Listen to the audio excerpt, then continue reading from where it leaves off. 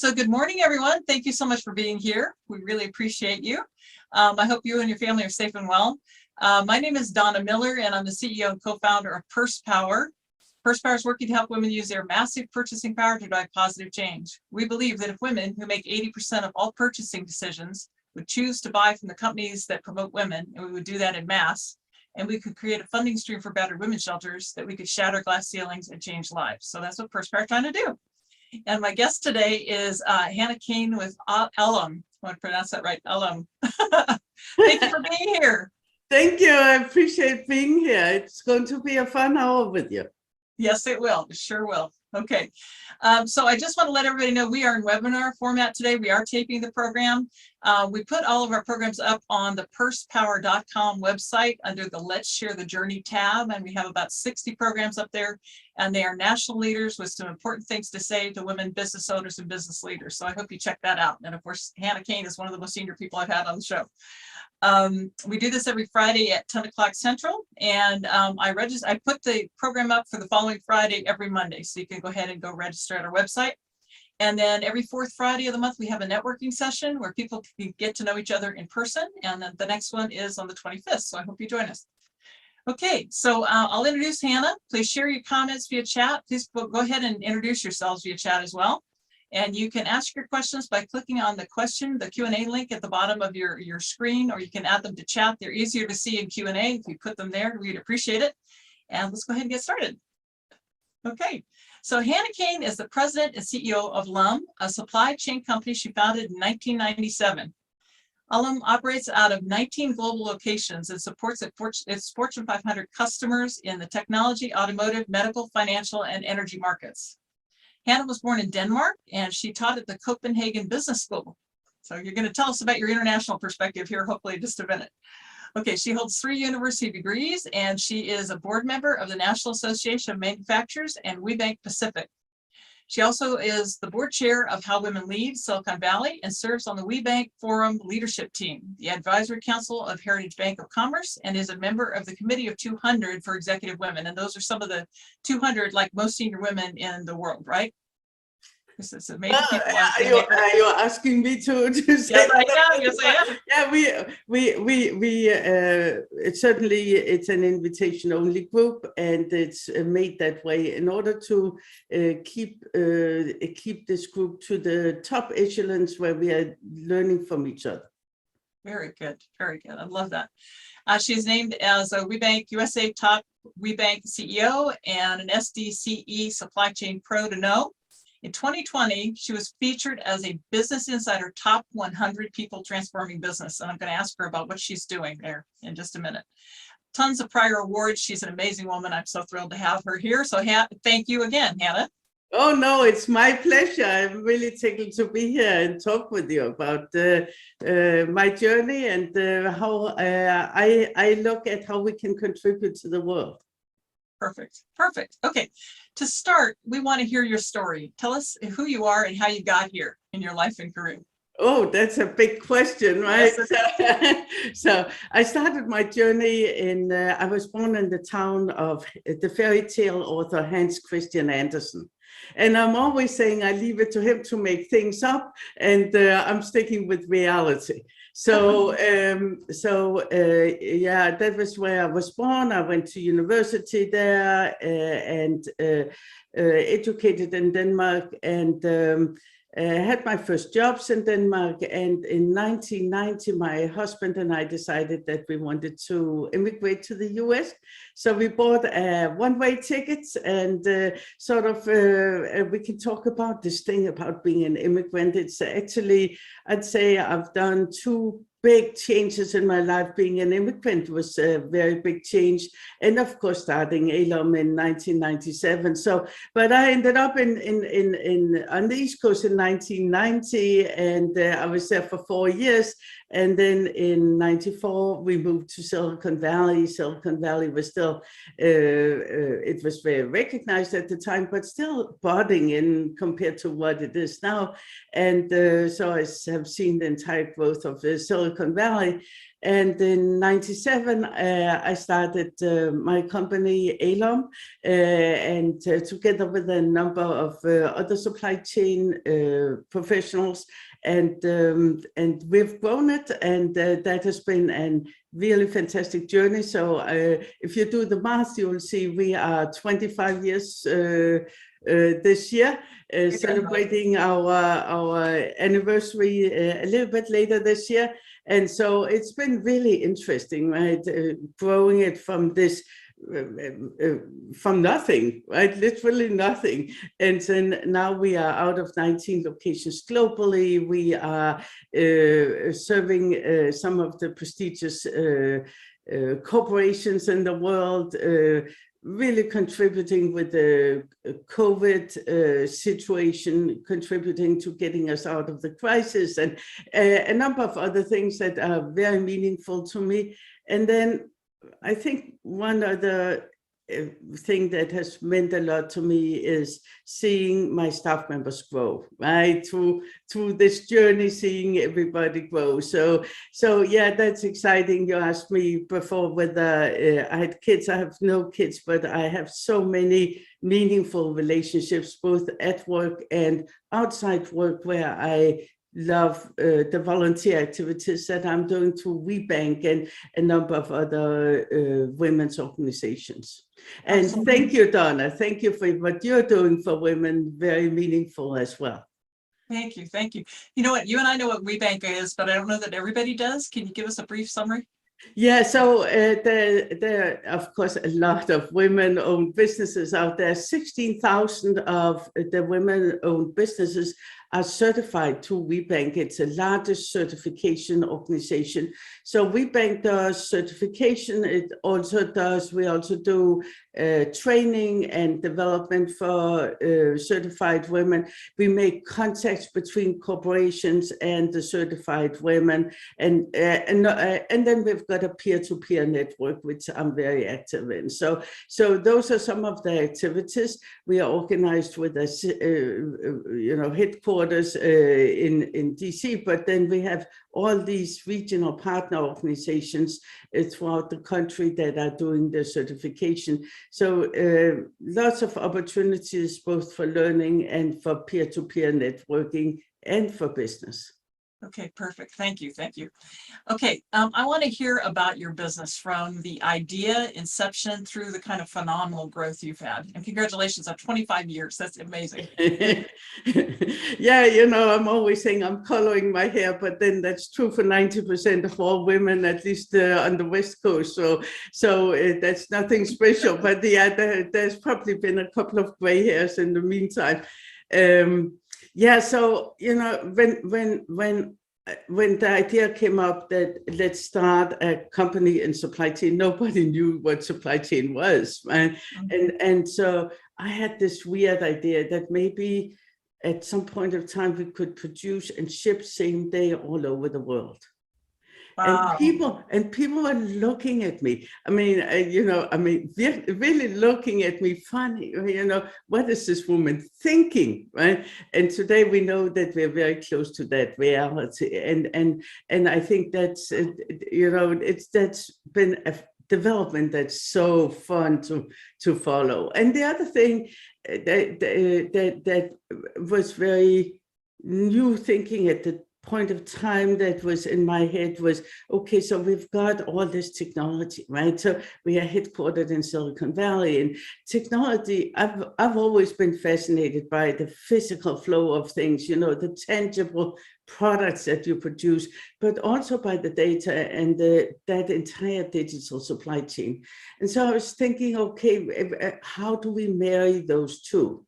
And today you would say, oh, that kind of makes sense, but it's actually taken 25 years for people to really get that thinking. What we did in '97 was we actually did what I believe are the first customer portals for our customers. They could go in and see where the inventory was and how much they had on hand and things. It was not totally real time. It was once a day we would update it, but nobody else did things like that at that point of time. And I like to think that we have kept that edge, right? So we've invested a lot in our technology and our technology solutions, such that we can remain at the leader level when it comes to supply chain. So we look at the physical supply chain. How do we move products? And certainly there's a lot to be done there, including sustainability and a number of other things. But then we look also at the digital supply chain. Both how do we create visibility throughout the entire supply chain, but also how do we work to make sure that we can predict things and optimize everything using technology. And then, of course, there's the financial supply chain. How does everybody get paid? It sounds simple, but the business models we work are actually not very simple. So it becomes very complex. And of course, you've got currencies and taxes and a number of other activities that needs to be taken into account as well. And so we do this out of 19 locations globally. We are headquartered in Silicon Valley. We have a subsidiary in the Netherlands managing EMEA. We've got a subsidiary in Hong Kong managing the APAC activities, so Asia and the Pacifics. And then we really cater to 4 different segments with 4 different verticals. So technology is, of course, a big segment. I mean, again, with our start in Silicon Valley, we have a lot of technology customers. We got into the medical sector very early, and then automotive. And very regulated industries. We are very process oriented, we have very stringent controls, and it makes it very conducive to doing business with very regulated industries. So those are the verticals we are in, and you know, it's been a big pleasure to grow the team and hire really great people. I'm very proud of my team. They are just the stars in the industry. Oh, wow, sure sounds like it. And the other thing that's occurring to me, I mean, it's got to be hot as heck to be where you are right now. Logistics and supply chains and how important that is to everybody. Oh, it's almost become a bad word, right? You know, people are, oh my God, are you in supply chain? Yeah, so it used to be that nobody knew what I was doing. And my friends would say, what are you doing in an industry like that? Nobody's asking that question anymore. But yeah, it's certainly become very hard. From my perspective, the supply chain problems we are having now are long-term structural problems, and they're not going away anytime soon. And many people think, oh, it's all pandemic related. And certainly the pandemic accelerated some of the problems, but they were structural problems. They were always there. They got worse because of the pandemic shifts, and they're going to stay with us for a long time to come. So I just wanted to put it out there that that's how we look at it. But of course, there are things companies can do about it, right? And that's what we are here to help them with. Wow. Sorry to hear that, though, that's the case. I mean, we all want a silver bullet, but it isn't coming. Okay. So what are some of the biggest challenges you faced, and how did you overcome them? Well, I think all entrepreneurs, when they start their business, they think it's very linear, right? So then we're growing 10% or however much they're thinking each year, and then this is where we are ending up. And I was no exception. I had this plan, and it was kind of fun because I'd been part of starting a number of businesses, and I'd never really thought about, okay, it's not linear, it's up and down, right? And when I say it's obvious, how big of an idiot am I that I didn't think about that, but I didn't, right? And so we hit some snags during the journey. Early on, we were very undercapitalized, right? It was privately owned, and there was only so much funds, and then we had customers not paying and a number of other things, and we really got very close to going out of business, and I had to fight for the business. It took me 3-4 years to work myself out of the hole, but I did, and my team stood by me, so I'm very proud of that. And I think you really learn as a CEO. You really learn from having those type of situations that your tool set gets much wider. And I've got 3 university degrees. I've read about it in books, but feeling it is very, very different than reading about it. And then I think also, of course, when you grow, you have this chicken and egg problem. Do I get business first and then I figure out how to make it happen? Or do I build it and then they will come? Mm-hmm. And so I've done a little bit of both. And I think it's one of the big challenges for entrepreneurs is how do you go about thinking about this thing about where how to grow your business. And then I think personal development has been really important for me also. So thinking about what is the tool set I'm bringing in at different stages at the company. So when the company started, it was the willingness to do everything and, just take it on, and high work capacity. And today it's totally different tool set that I'm pulling out to be able to do my job. And looking at that, it's also been important who I surrounded myself with, not just internally, and we can talk about that because I think that's really important, but also externally. Who was I hanging with? Was it the people who had been on the journey I had been on, or the one that was ahead of me? And that was, we talked about C200 just before. Part of why I joined C200 was I could see that I needed to hang with people who had been on that journey I was going on. People who had grown their company to a very considerable size, or who were already running very large corporations, and understand their perspective. And it's been fabulous just understanding how they look at business problems. It opened up my eyes to lots of opportunities that I hadn't seen. So I like to think of being in the new spot where I want to be, and then look back and understand the journey, instead of looking from where I'm now and then look out in the future. I love that. I'm an executive coach by day, and I do exactly that. I tell people plan in a very detailed way 5 years out, how it's going to look, feel, what you're doing, and then look backward to how you got there. Fantastic.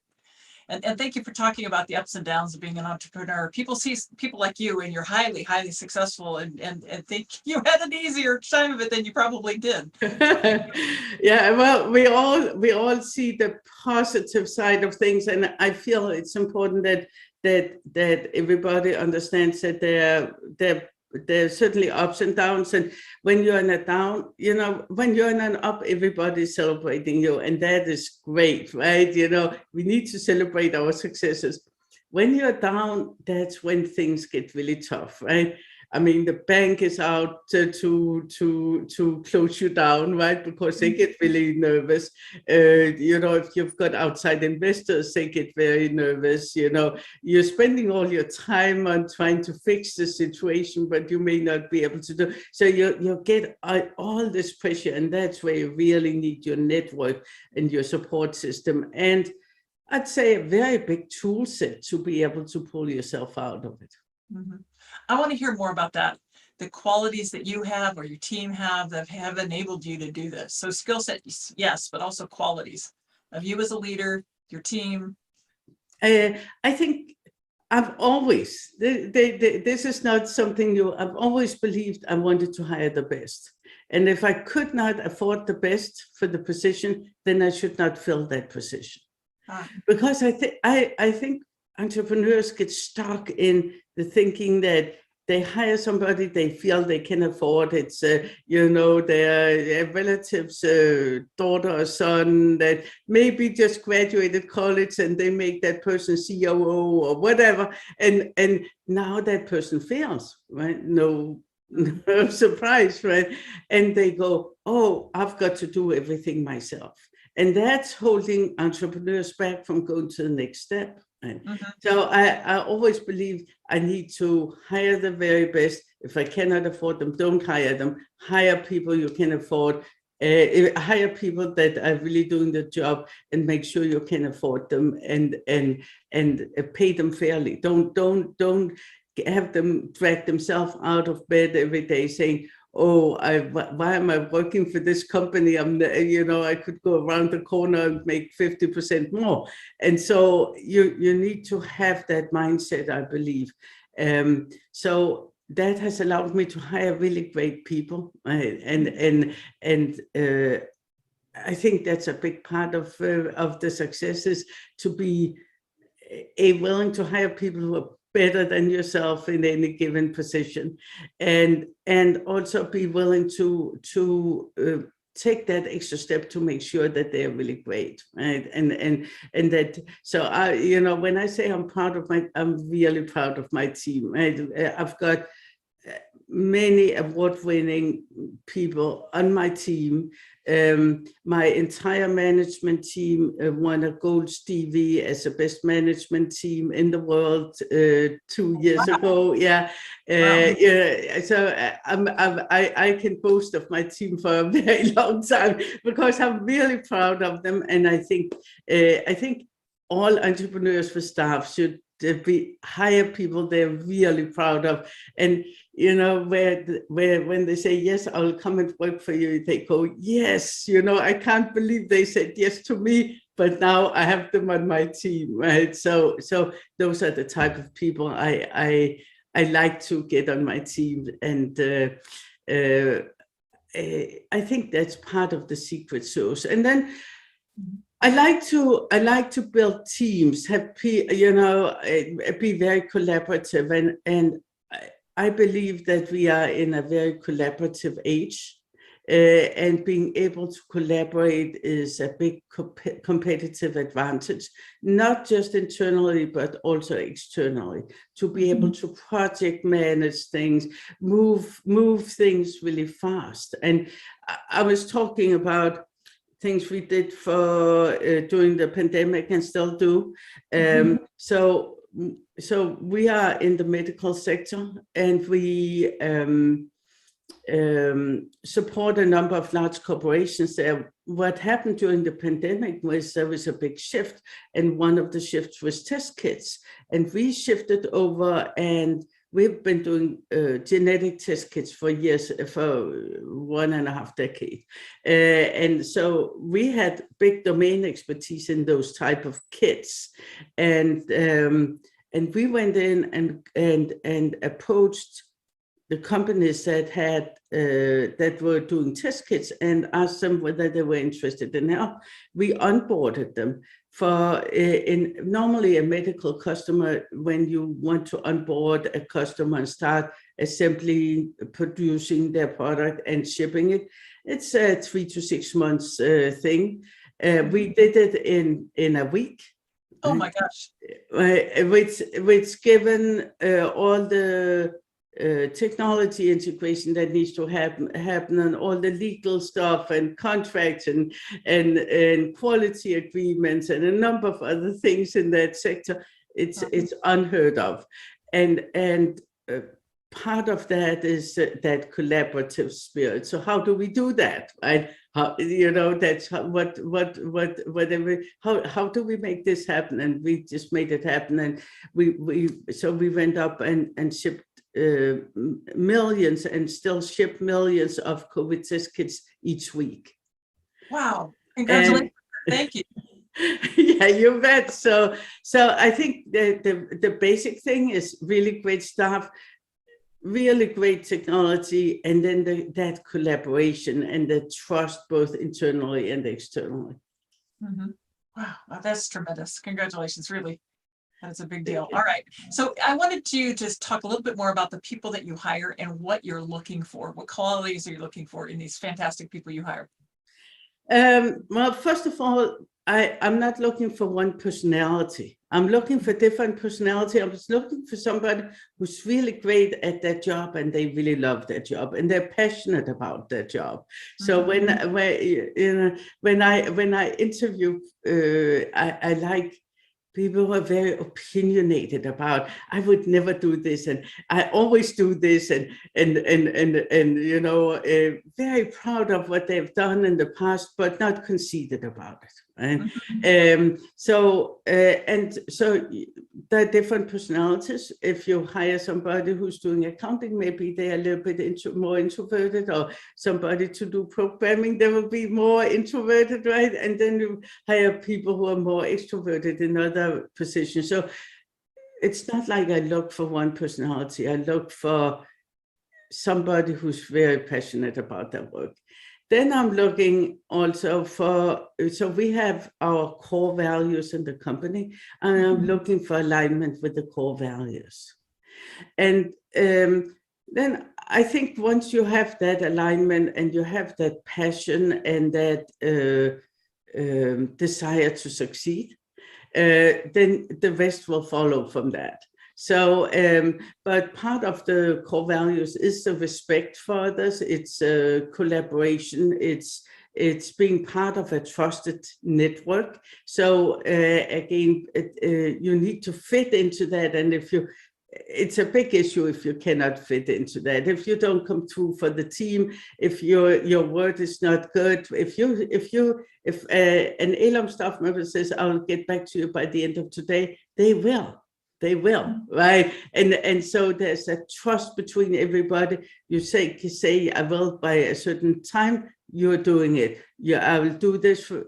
Absolutely, it's being done. And so that commitment and that collaboration across both internally and externally is really important. And then, of course, everybody needs a sense of humor. I mean, we are a company. We take our business very seriously, but we're also having fun while we're doing it. So I think being part of just being human together is an important part of being in a company. I love it. I love it. All right, I want to switch the questions a little bit. So you've been recognized as a Business Insider Top 100 People Transforming Business. I want you to talk about what you're doing that's transforming business. Well, I was talking a little bit about it before with the digital supply chain. So we like to think as ourselves as one of the pioneers in that area, working on getting technology embedded in each of the processes, using technology to elevate our quality. For instance, I was talking about the test kits. If we capture a serial number on a test kit to make sure that the test kits that we are sending from our customer to you, that you can register it on the site, we have set up a barrier such that we cannot ship it unless we have registered the correct serial number. Right? And so that's a way to use technology to make sure that we hit that quality level that you need to have in industries like medical and automotive. So, so using the technology and thinking about technology as how can that support, augment the business, and how can it transform the business? And so right now, we're working on a number of different things in that area, but mainly it's within the collaborative space. Our customers are bring in their partners, whether it's an automotive company bringing in dealers or body shops or others that they want us to collaborate with to set up the supply chain. So when we have a client, it's not just one client, it's typically a number of different stakeholders, and we do the stakeholder analysis and think about this as a collaborative ecosystem. So I think that's a different way of looking at it. The other thing we have done is really redefine the industry. And if you're going on our website, you may think, oh, ALOM is a fulfillment company. ALOM is a contract packaging company. But really, we are way more embedded with our clients than that, because we typically will run an entire business process for them, an entire product that we are running from A to Z.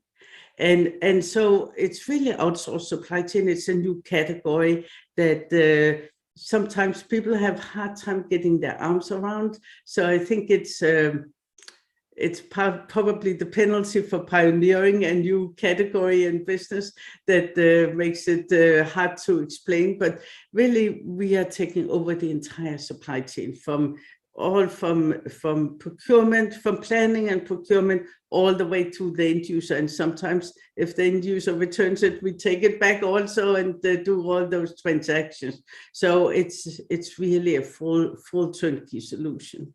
So it's a new business category, and it's so that's we like to think we're part of transforming the industry. Very cool. By the way, one of your customers, I think, Mike Zwang, is giving you a compliment in the chat. So thank you for doing that. All right, guys, go ahead and start putting your questions in the Q&A block, and we'll get to those in just 1 second. I would like you to talk about what you wish you would have known when you were first starting out. Well, you know, I would mainly have wished I had more cash, right? You know, and you know the story about when you travel and everybody says, okay, what you do is you take out all the clothes you want to bring and you put it on your bed, and then you remove 50%, and that's what you're only bringing half of what you wanted to bring, right? Mm-hmm. But I'm saying it's the same with business. When you start a business and you think, oh, I need this much money to start this business, you need to bring 3 times as much.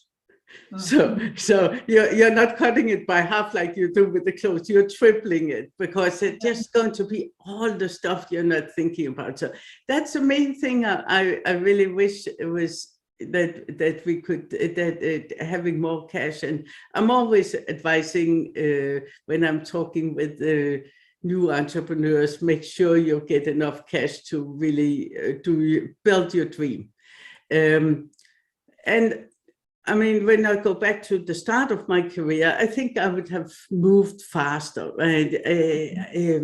When you start your career, you're more concerned about, am I doing things right? And will I fit in, and things like that. And part of it is, of course, being younger. And I think when you start your career, typically in your 20s, you're way more conscious about these type of things. You get a little bit older and you start thinking, well, maybe that's not so important. There are other things that are more important. And so I think that there's a little bit age related, but I think if I could talk to my younger self, then I would definitely say, move faster, be less concerned about other people, what they think. Do what you feel is right, move more faster, more boldly. And, you know, so I'm not talking about running over other people, right? I'm talking about following my own calling. And so I think other people will describe me as being very bold and very fast moving, but I would actually have said to myself, be even more if I could go back. And I think we all have doubt about how can we do this and those type of things. And I would have told myself, put those doubts aside and just go do it. Just go do it. Oh gosh, you are awesome. And I love the fact that you're in Silicon Valley and you're such a leader worldwide. It's awesome.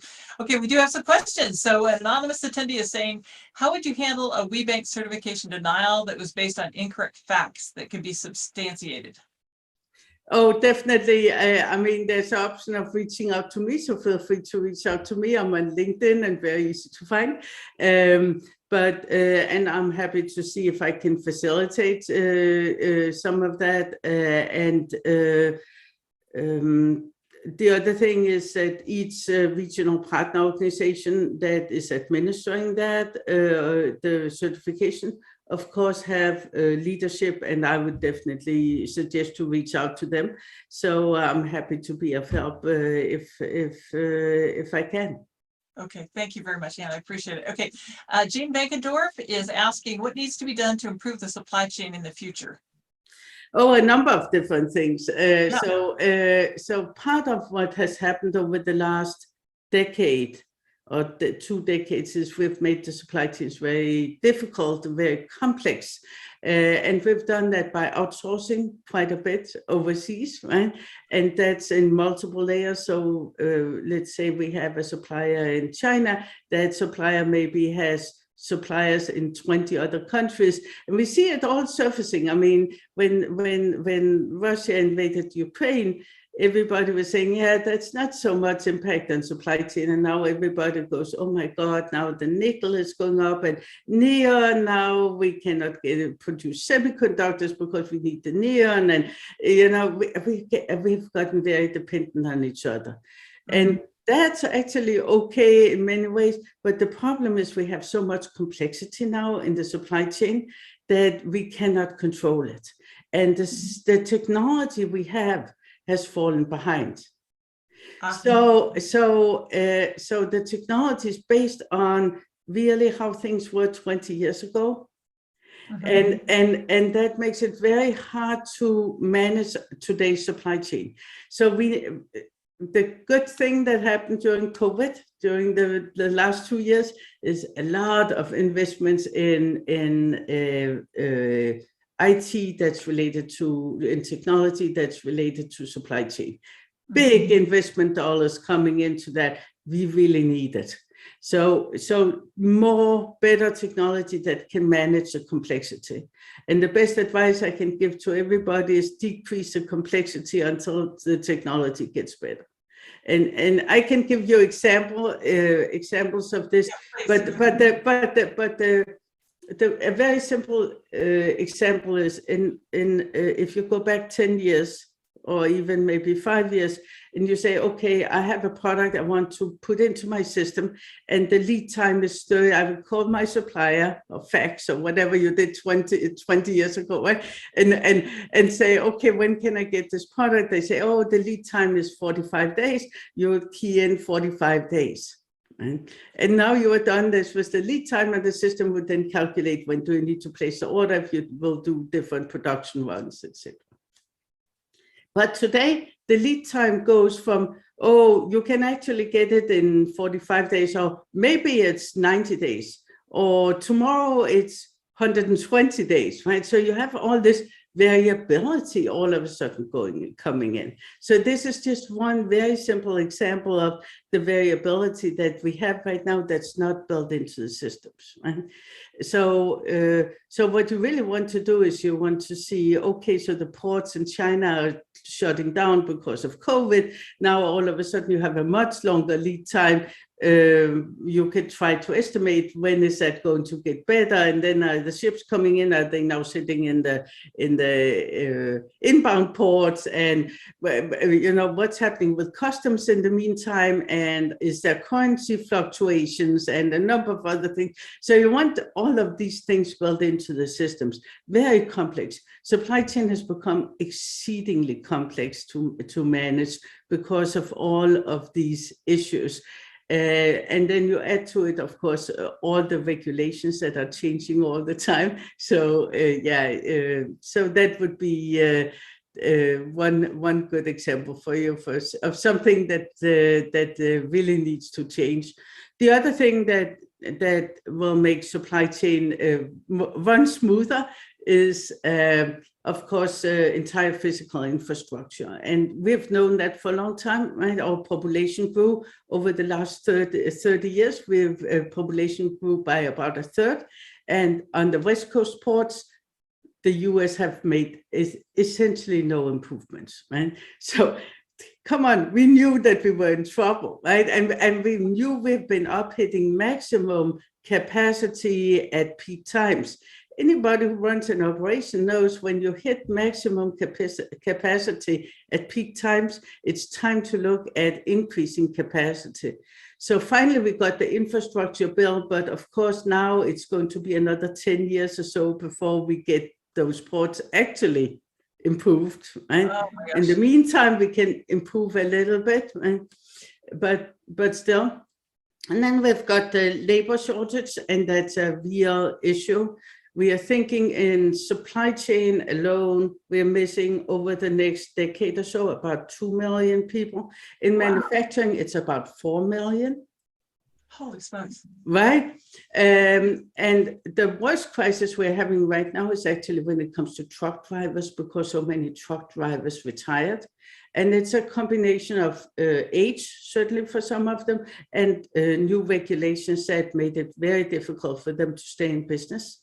And so we right now have a big truck driver crisis that we could resolve with self-driving trucks down the road, right? Maybe, or we can make it more attractive to be a truck driver, right? So one of the two, but I mean, you're thinking, so right now, if anybody knows a truck driver, it's a big trick here, you know, you get a $5,000 referral fee if that's an ongoing referral fee for a truck driver right now.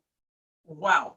Okay, we got a lot of questions coming in. So, all right, Deborah Woods is asking, what's your advice for building positive relationships with prospective customers and clients when you're new to a business sector?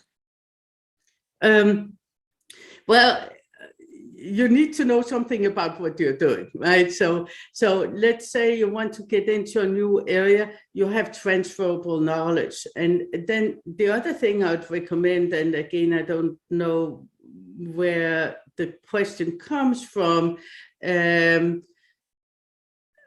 medical field, for reference, the one asking the question is in the medical field. She's got a relationship with the big hospital, I think Mayo, and so coaching and consulting. Yeah. But so if you want to get into a different business industry, you hire somebody from that industry, and you use your knowledge that can be transferred into that. Was that the question? How do you get into a new build positive relationships with prospective customers and clients when you're new to a business sector? Yeah.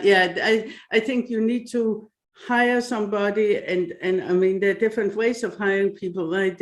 You don't necessarily need to put them on the payroll. You could have an advisory board, you could hire people as consultants, etc. So there are different ways of getting in, so that you start speaking their language, and then you need to take all your skills you have from other sectors and see which ones can you transfer and which ones can you use.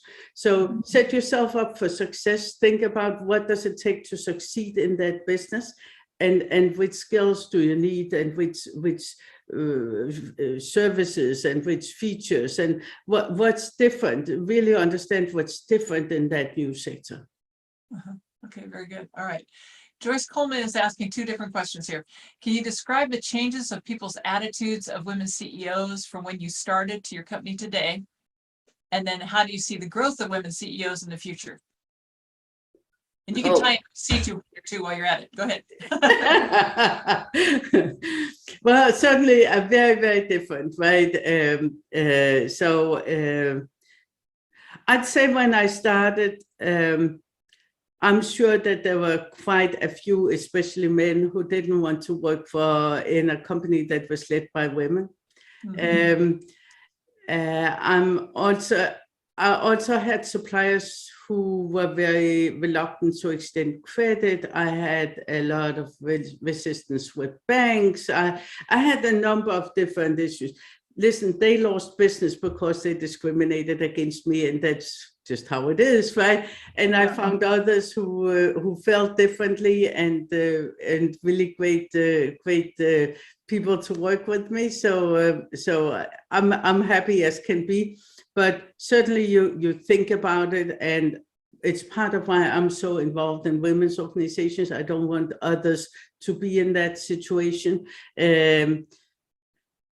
But I feel right now women are in a fantastic spot. First of all, there's a big movement to get more women on boards, and part of that, and that's part of what I work for, is getting more women on boards, because I do believe that women do pull other women, minorities up with them, and also for that matter, men.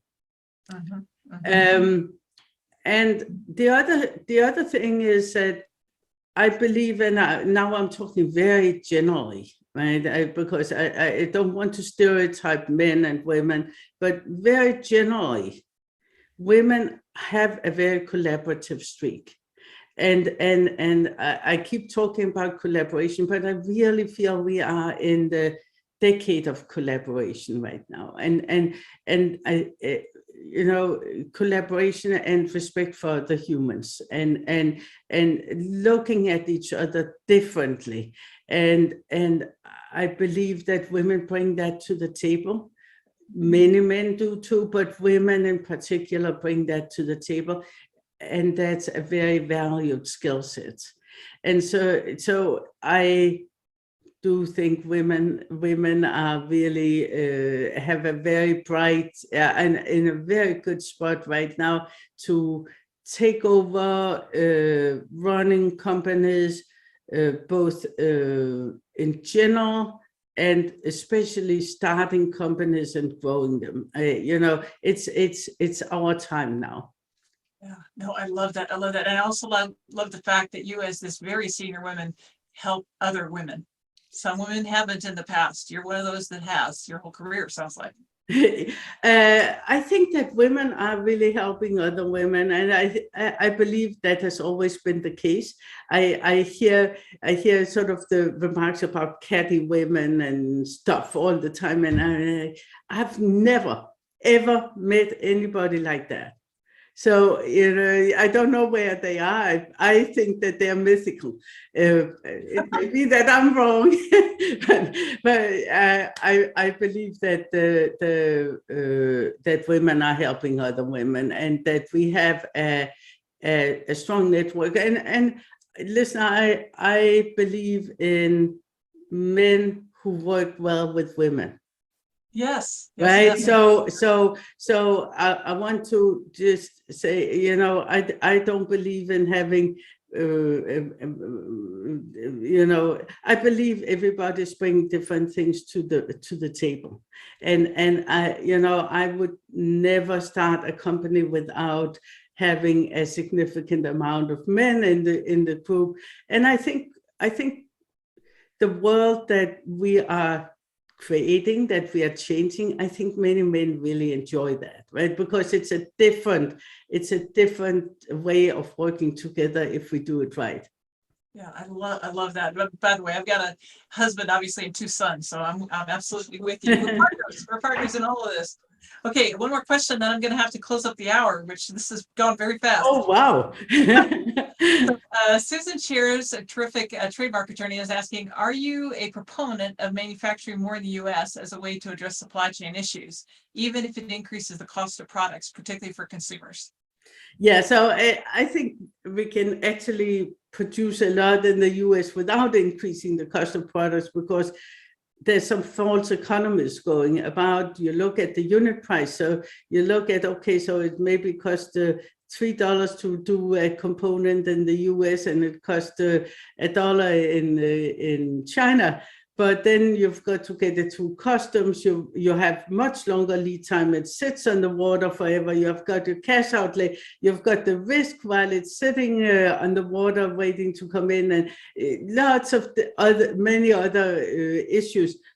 So in the end, it may actually be cheaper to do it in the US. And so I'm a proponent of stepping back and looking at the full cost. Right?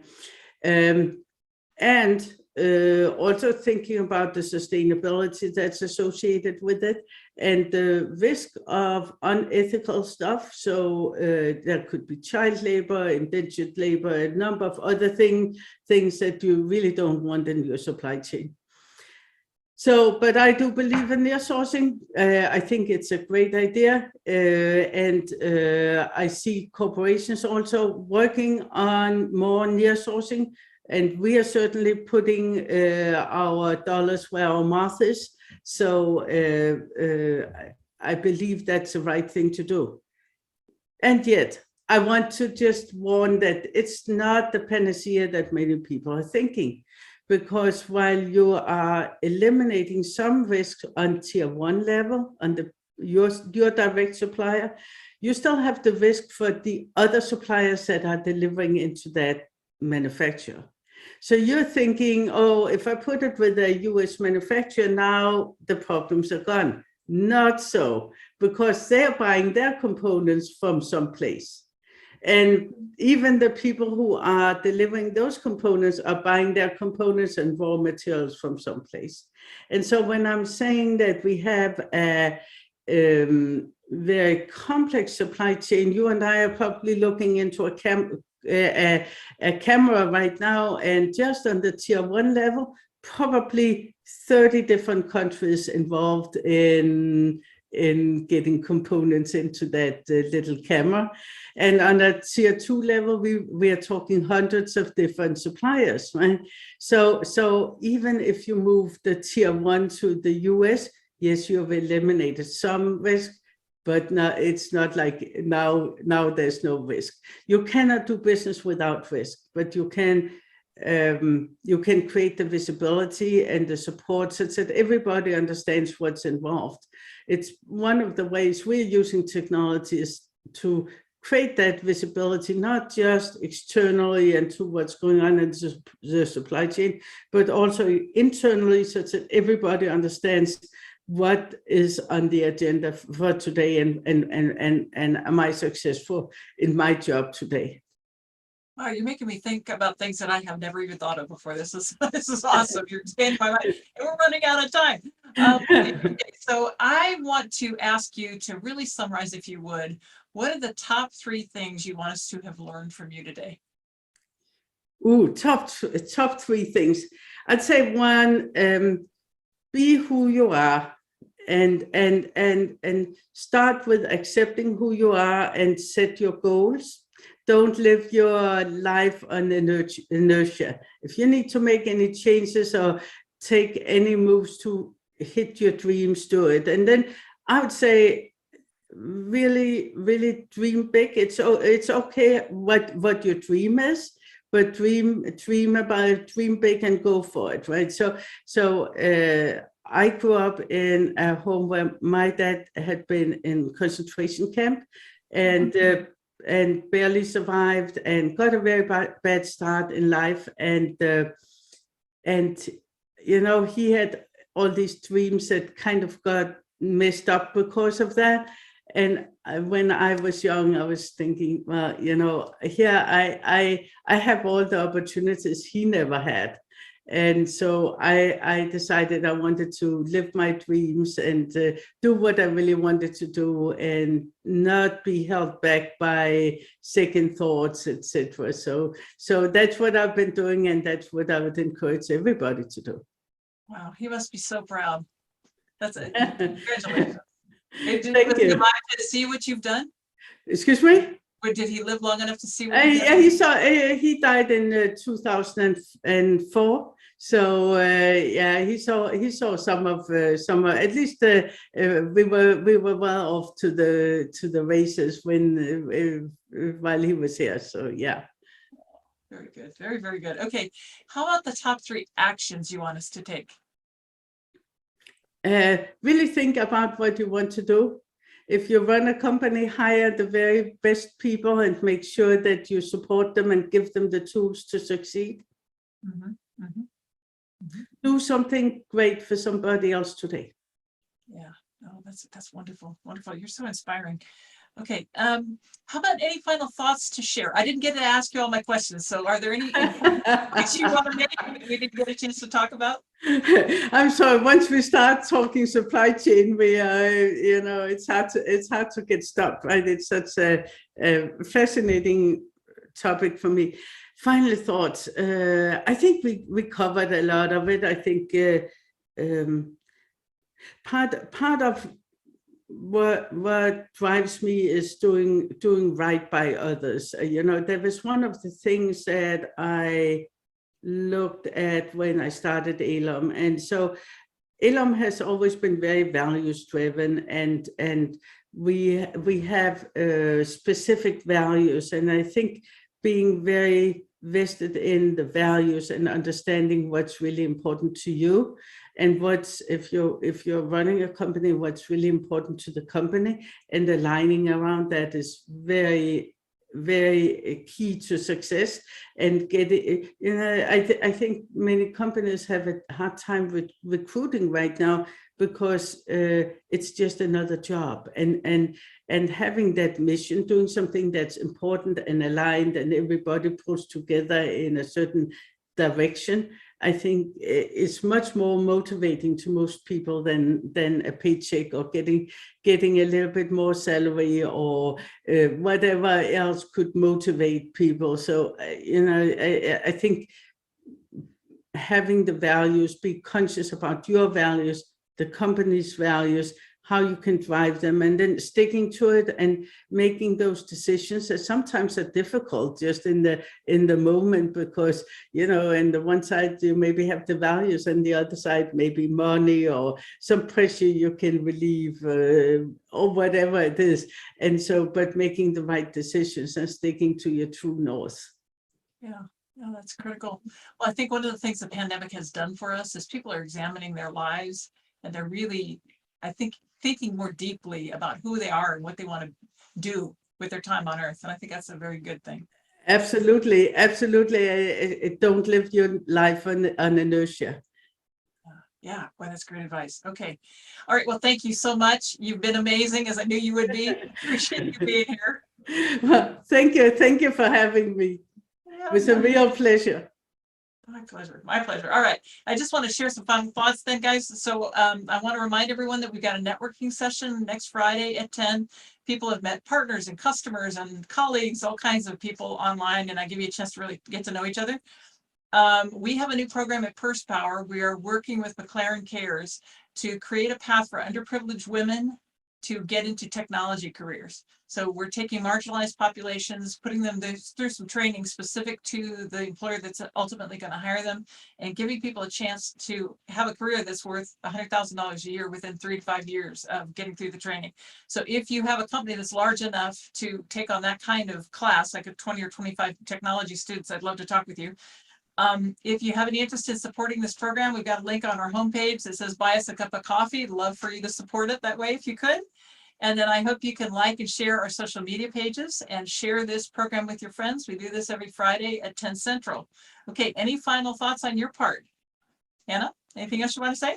No, I'm all set. I'm just really tickled to be here, and anything I can do to help women in business and women in general, I'm here to be supportive. Perfect. Thank you. We're of like mind. All right. And you guys, you can reach out to her on LinkedIn, me too, as well, if you'd like. And remember, please, Purse Power, we have it. Let's use it. Okay. Take care. Thank you again, Hannah. And have a great week, everybody. We'll see you next Friday at 10.